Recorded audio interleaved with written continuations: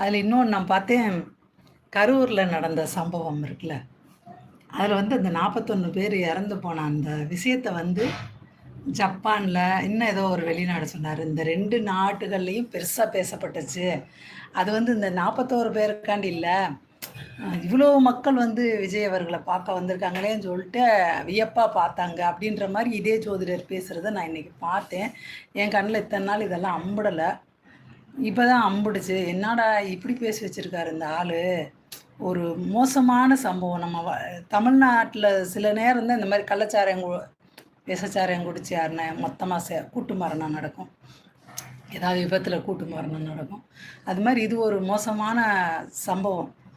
அதை வந்துட்டு இந்த ஆள் பெருமை அடிச்சுட்டு உட்காந்துருக்காருன்ட்டு எனக்கு அவ்வளோ கஷ்டமாக இருந்துச்சு. அப்போ இவ்வளோலாம் ஜனம் எல்லாத்தையும் பார்த்துட்டு தான் அடுத்தடுத்த முடிவுகளுக்கு காயை நகர்த்தி வச்சுருக்காங்க அப்படின்னு எனக்கு தோணுது.